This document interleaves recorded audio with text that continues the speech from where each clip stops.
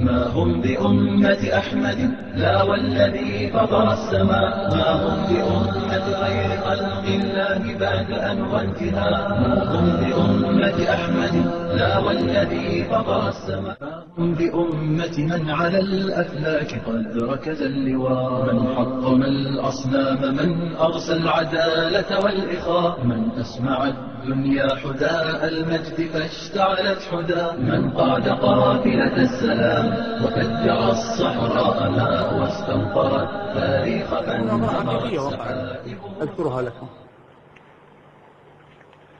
هذه كانت قبل سنة تقريبا في قرطبة. جاءني شخص صديق عزيز وأخبرني أن صديقا له، أن صديقه هذا له أصدقاء شيعة وعندهم بعض المسائل والاستفسارات،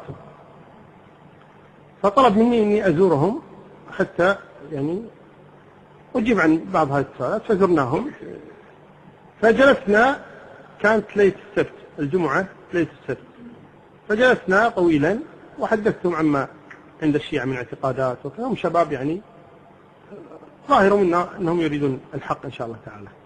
فتكلمنا عن بعض المسائل وكذا، وطلبت منهم أنهم لا يستعجلوا بالإجابة حتى الأشياء اللي طرحت عليهم لقلة علمهم في مذهب الشيعة، هم يذهبون ويسألون علماءهم وكبراءهم عن صحة ما نقلته عنهم.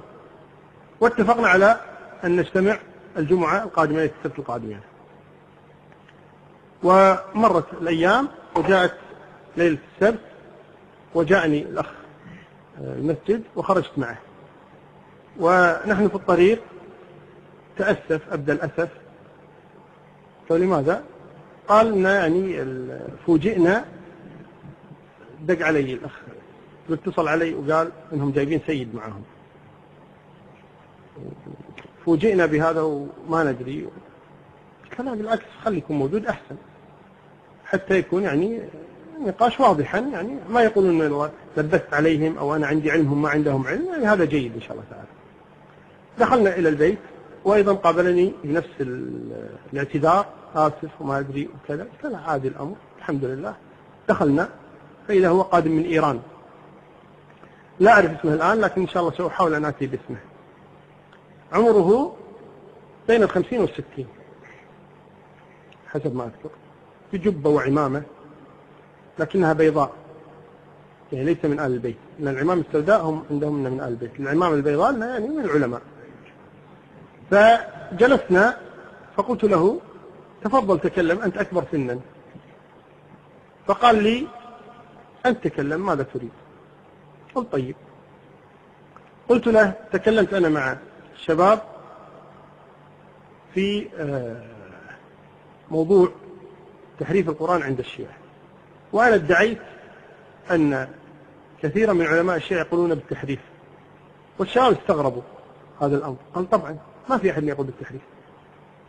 فقلت له يا شيخ لا تقول ما في أحد، قل أنت ما تقول أمر إليك، قل بعض علماء الشيعة يقولون بعدم التحريف ما في، لكن لا تقول ما في أحد. قال أبدا ولا أحد. قلت ولا عالم؟ قال ولا عالم من الشيعة قال بالتحريف. قلت الصدوق يقول بالتحريف، القمي علي بن إبراهيم يقول بالتحريف. قال أين؟ قلت في تفسيره يقول بالتحريف. قال ليس بعالم.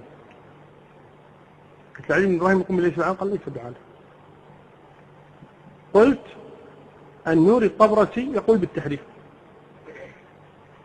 قال خب ليس بعالم، خب يعني ماشي، ليس بعالم. قلت النور الطبرسي ليس بعالم؟ قال ليس بعالم. قدر الله أنه كان معي أنا كتيب كنت أحضرته للشباب فيه تراجم لعلماء الشيعة، فقلت أقرأ لكم من هو النور. كان عددنا حنا 3 سنة، هم 7 غير السيد هذا مالهم 8. فقلت أقرأ لكم ترجمة النور الطبرسي. قلت أول ما تقول في أغا زرق الطهراني؟ قال عالم. قلت اسمع ماذا يقول النور الطبرسي، وذكرت ترجمة حافلة للنور الطبرسي على لسان أغا زرق الطهراني تلميذه. ثم قلت له ما تقول في عباس القمي؟ قال عالم كبير. فقلت له كلام العباس القمي في النور الطبرسي. قال لا اصبر، قال هو عالم قلت الآن قلت ليس بعالم، قال لا هو في هذه المسألة ليس بعالم. فقام الشيعي الذي بجانب قال سيد ما يصير،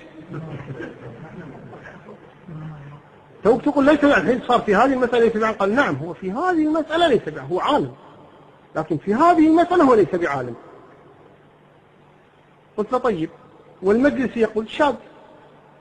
قلت كيف شاذ؟ قال شاذ. قلت الجزائر يقول بالتحريف، قال شاذ. قلت المفيد، قال شاذ. قال تترك الآن أنت إجماع الشيعة على أن القرآن غير محرف وتأتيه بأقوال شاذة؟ قلت له شنو؟ إجماع الشيعة؟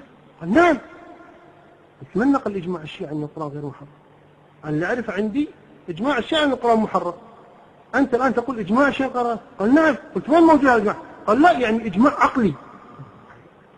أول مرة اسمع إجماع عقلي. قال إيه يعني لا يمكن أن يقول الشيعة بالتحريف. قلت كيف لا يمكن وأنا نقول لك أقوال علمائهم يقولون بالتحريف، أنت تقول لا يمكن أن يكونوا يقولون بالتحريف؟ قال لا لا لا، أنت عندك روايات تقول بالتحريف، هذه الروايات كلها ضعيفة. قلت عندي 2000 رواية كلها تقول بالتحريف. قال كلها ضعيفة. قلت كيف شيخ بالكود؟ ما يصير كلها ضعيفة. درست أسانيدها أنت؟ تعرف مصطلح حديث، تعرف الرجال وهذا، درست أسانيدها وتوصلت أنها كلها ضعيفة؟ قال نعم كلها ضعيفة ولا رواية صحيحة، لأنك أنت تأخذ هذه الرواية القليلة تترك عشرات الآلاف من الروايات تقول القرآن غير محرف، تذهب إلى هذه الرواية تقولها. قلت كيف؟ عشرات الآلاف؟ يعني كثيرة، يعني كثيرة. قلت لا أنت قلت عشرات الآلاف، أنت كل كلمة مسؤول عنها، أنت قلت عشرات الآلاف. قال لا يعني أنا قصدي روايات كثيرة تقول بعدين. قلت لا أنت قلت عشرات الآلاف. قال خوف أنت ايش تبي؟ قلت له أبي رواية واحدة من عشرات الآلاف. قال كيف؟ صار يضحك. إيش؟ وقبلها قال لنا إيش؟ قال أنا صار لي 35 سنة في الحوزات، في قم والنجف ومشهد. فالشاب قلت له أريد رواية واحدة من عشرات الآلاف تقول بعدم التحريف. قال شنو؟ رواية واحدة من عشرات الآلاف تقول بعدم التحريف. قال أقول لك عشرات الآلاف، أقول كثيرة كثيرة جدا. قلت له أريد واحدة، أريد واحدة. الشباب يريدون أن يسمعوا منك الآن رواية واحدة تقول بعدم التحريف، بس ما نريد أكثر. قال أقول لك كثيرة. قلت له أريد واحدة. قال والله ما نحافظ. قلت له ايش قاعد تسوي أنت 35 سنة؟ 35 سنة قاعد تقوم محافظ لرواية واحدة تقول بالتحريف بعدم التحريف، وهذه مسألة من أعظم المسائل التي ضد الشيعة. أنا السني حافظ 50 رواية تقول بالتحريف، أنت شيعي وسيد و35 سنة بقم والنجف، ايش قاعد تسوي؟ محافظ رواية تقول بعدم التحريف؟ يقول لا أنت لا تدقق الآن، أنا ماني حافظها، هي روايات كثير أنا ماني حافظ الآن. قلت له لا أنت ما هي قضية تحافظ، ما فيه. قلت له ما فيه ولا رواية أصلا. يقول لا عندنا روايات صحيحة كثيرة. قلت أنتم ما عندكم ولا حديث صحيح. قال كيف؟ قلت ما عندكم ولا حديث صحيح لا في التحريف ولا في غير التحريف، كل أحاديثكم ضعيفة. صار ينظر إليه وقال هذا ايش يقول هذا؟